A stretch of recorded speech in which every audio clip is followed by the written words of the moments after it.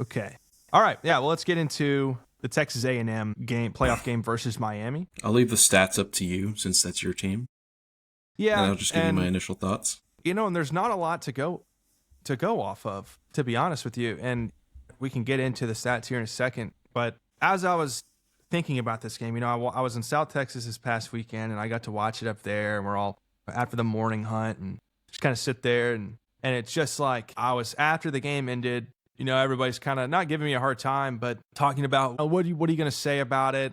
I was just thinking to myself, I'm like, I know there's an entertainment aspect to this whole gig. And I literally was like, I don't have anything crazy special to say about this game because there just wasn't a lot that happened. I don't understand how the football game panned out.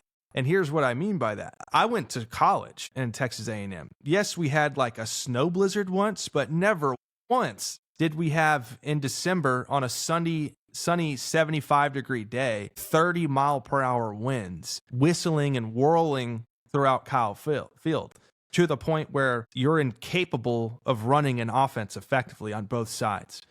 And so I was just dumbfounded by that at the beginning of the game because I'm like, what? There's winds? Like, what are they talking about? And then you saw offensive production-wise, like Marcel Reed, his bubble screens and his quick passes and all that kind of stuff. Everything from the first quarter to the last quarter were completely inaccurate. And it caused a lot of like empty yardage. And so that was highly frustrating to watch. And then on the flip side of that, you watch Carson Beck and their offense for the first half do nothing.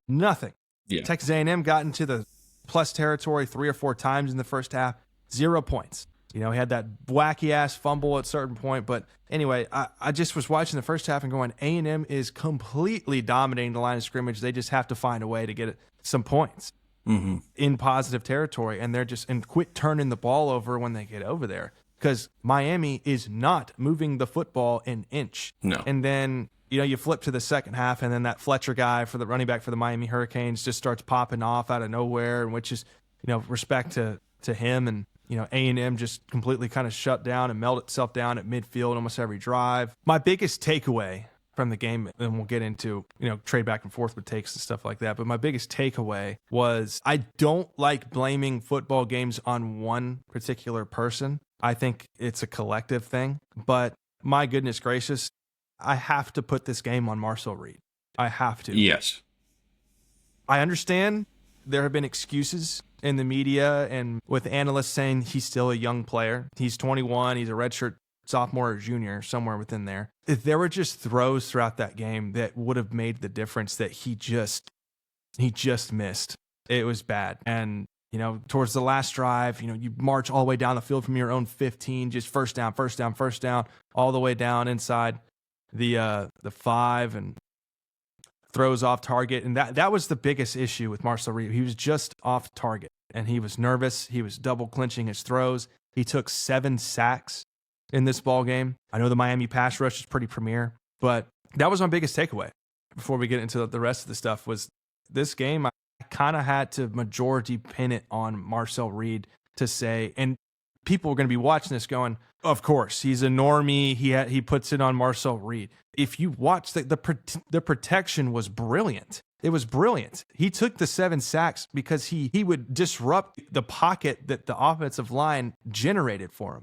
and just kind of panic, freak out, run, and then that freed up rushers and led up to sacks. So no, it's not really a normie take. It's the right take. And yeah. I can't emphasize this enough. I don't like pinning it on one player because I think it's a collective thing. Football is that way. But there were wide up receivers and bubble screens and off-target throws the whole game. And it sucks. But anyway, sorry if I took a ton there, but I guess that's what people are waiting for from an Aggie on the show. But yeah, what do you have from this game in terms of the first and the second half and how Miami played and how A&M played and just, your whole thing? Well, I think that was the worst game I've ever watched when it came to any sort of movement, in my opinion. Yeah. I'm going to agree with you. Marcel Reed was the problem. Like Ryan was even saying, the guy's throwing the ball 1,000 miles an hour on a 5-yard out. Like an over route is going 100 miles an hour. I'm like, dude. And then Ryan even brought it up, and when we were texting in the group chat while we were watching the game, I think it was like kind of towards A&M's red zone, he threw a lob pass, and we're like, he threw a lob pass, finally. I think it was right before the kick or something like that, and before some sort of penalty. And I was like, where has that been all game? And then even my dad brought up, like, right at the end of the game when A&M was literally going down the field so fast. My dad was like, where was these plays coming from? And where was this, like, outcome by Marcel Reed coming from? Because Marcel Reed looked terrified. I don't care what kind of class. He says he's a redshirt sophomore. Dog, there are so many people that are like, are in his shoes that could play 100 times better than him right now. At least at that point. Like, he's got enough experience to be able to sit in that pocket, or if not sit in that pocket, roll out and see the field a lot better and know not to throw it 1,000 miles an hour when the guy's 5 yards in front of him. Like, yeah. And I'm not just saying that because I hate A&M. It was just like, you even said it, like, it's not a normie thing. Like, that was his fault. And I also think the coordinator, like, why are you running those awesome plays at the end of the game with 2 minutes left? Like, where were those, like, throughout the game? You're running a quick 10-yard, 5-yard out, and you're moving down the field. I'm like, why couldn't you do this in the first or second quarter and get those other 3 points, or maybe even a touchdown? Like, then it makes it 10-6, and if you score, then you're in the lead. And then if you score a touchdown, you're tied 10-10. Like, where was this coming from? And then, like, the O-linemen, oh my gosh, they did an awesome job. Oh my gosh. Like, I've never seen, like, that was an amazing job by A&M's offensive line, because they were holding, and Miami's got a really good defense. And to see them hold them, Marcel Reed could have sat in that pocket for 6 seconds. And normally you need to get the ball out by, like, what, 2 or 3 seconds? Yeah, needs to be 3 seconds. Yeah, like, there was so much time for him to sit in that pocket and look to where he needs to put the ball. And then when he did find it, it was like, oh my God, I got to get it to that window or it's going to close. And I was like, no, if it's closing, look somewhere else or roll out to create more motion, whether a window closed to make another one open. It was chaotic by Marcel Reed, in my opinion. Yeah, and then you look at the run game. I just, everybody was excited. Le'Veon Moss is coming back, and then all of a sudden, Le'Veon Moss is out again. You're like, yeah, we got Le'Veon Moss. We lost Le'Veon Moss. And it was literally what it was like. And then Amari Daniels and Emmitt Smith's son, E.J. Smith, kind of had to carry the workload, and there was just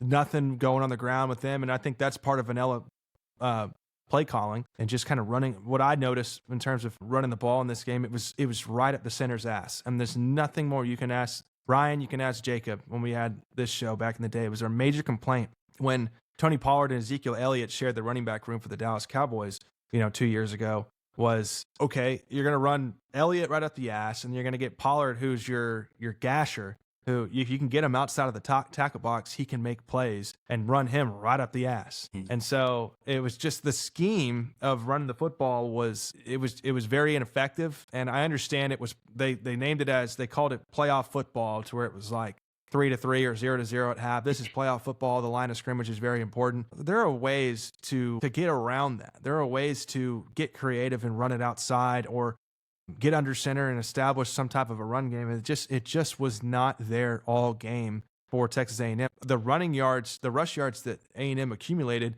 were on undesigned quarterback scrambles from Marcel Reed, which, to Marcel Reed's credit, he did a pretty good job of doing. So I didn't really like the place gaming from Texas A&M. And yes, you can say, like, Colin Klein is 1 foot out the door already going to Kansas State. Well, at the same time, would Kansas State want to inherit a coach that shit the bed in the college football playoff? No, it doesn't make any sense for Colin Klein to have 1 foot out the door in a playoff game where he's coercively looking for that same opportunity as a head coach at his future home at Kansas State to be in the college football playoff and to be experienced in that arena, and to say, I have these credentials to go off of to say I know how to call an offense in the playoffs or against an out-of-conference opponent, which he showed against Notre Dame earlier in the year. But A&M was just a completely different team the last 3 or 4 weeks, and it really started to show. I thought 3 weeks off would what do you call it? Would enable them to perform at a higher level at home for their first ever college football playoff experience. And they set so many bizarre records, like the first ever college football playoff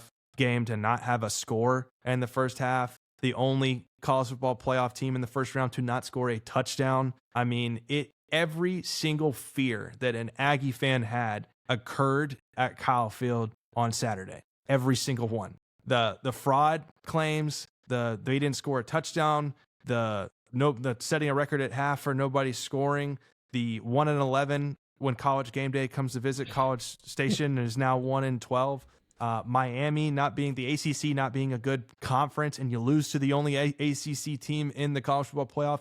All those sorts of things just blew A&M out of the water, and so there's some questions now to be had. Or I would say it's at the quarterback position, but okay. On the Miami side, though, unless you have more to add with A&M, but no, I was just gonna put more salt on the wound. Miami wasn't even an ACC champion contender, and yeah, sorry, I'm just kidding. And just to have them come to your place and lose, like I expected more. Undeservingly. Yeah, I expected more from A&M. Like as a Longhorn fan, just my blood.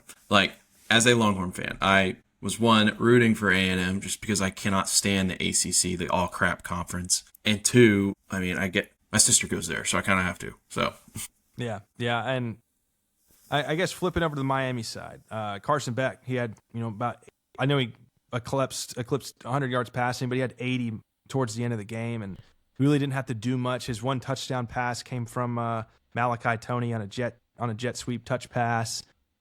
Fletcher ran for over 170 yards, averaging 10.1 yards per carry on 17 carries, which most of the production came from Malachi Toney, who had the punt return that somehow was stopped by A&M. He had the jet touch pass touchdown late in the game. He also had the fumble at midfield that gave A&M the opportunity to win the football game late, but then made up for it with that touchdown late on offense. But Carson Beck, it's so interesting to me. A&M would have wiped the floor with Miami, and I know it's coulda, shoulda, woulda, and I don't really go off that sort of stuff, but he would have wiped the floor with Miami. I hear a dog barking. Yeah, that's Lucy. She's going nuts right now. Lucille, if they got Carson Beck under duress, and he just wasn't. He got the ball out quick. There was just no complication on Miami's side. It was, we're going to ground and pound, control the line of scrimmage, and Carson Beck's going to throw checkdowns all game. He didn't lift a finger to win this football game. And that's what's most infuriating, because I thought he was going to be the reason that Miami would lose. But to transition into your take with Miami, you said last week that if Marcel Reed throws 2 interceptions, I don't remember if you said before the first half or if it was just in general, but 2 interceptions, A&M would lose this game. I said they wouldn't score a touchdown, I think. Yeah. Something like that. Yeah. No, I just knew he was going to collapse. And then just to go to, I don't want to keep talking about A&M, just to go to Miami. I guess they just did enough. It didn't even look that impressive to me. Like, I think they're about to get their butt stomped, in my opinion. And it was not at all impressive. Like I said, like at the beginning, when we were talking about the A&M and Miami game, that was just a crappy game to watch. And to see Miami come out on top just sucks. But I don't even know what to say about Miami, because Miami didn't look impressive at all either. And to have almost 50 yards less than A&M is insane, in my opinion. And then, like, the only thing that they outdid A&M in was rushing yards. And A&M had 100 passing yards. Like, I mean, Carson Beck is nothing special. I think he was carried by everybody else. And he should be thanking them all instead of blaming them all, in my opinion. I would agree. Yeah. This is the second A&M game in a row where I have said that the better team did not win. Mm-hmm.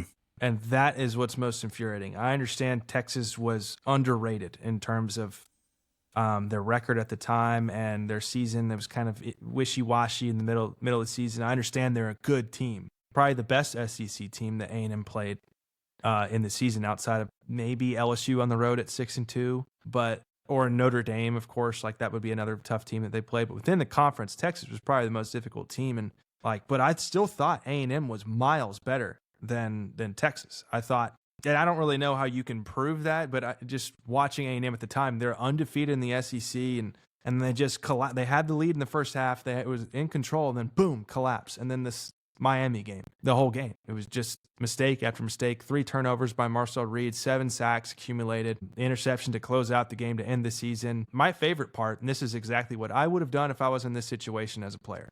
My favorite part of the game, ironically, was when they kneeled the ball out. As soon as that knee hit the ground, you saw about 7 A&M players sprint to the locker room. That tells you everything. They were done. They were mad because what explanation can you give? And that's what I would have done in that situation. I'm not shaking hands and doing all that and kissing babies and blah, blah, blah. Like, I'm going to the locker room. That was bullshit. What are we doing out here? And yeah, so I know A&M fans are pretty upset, very upset, but look on the bright side, guys. We won the volleyball national championship. Yeah, my sister's roommate, Kendall Stowers, shout out to her, won a natty. Shout out Kendall.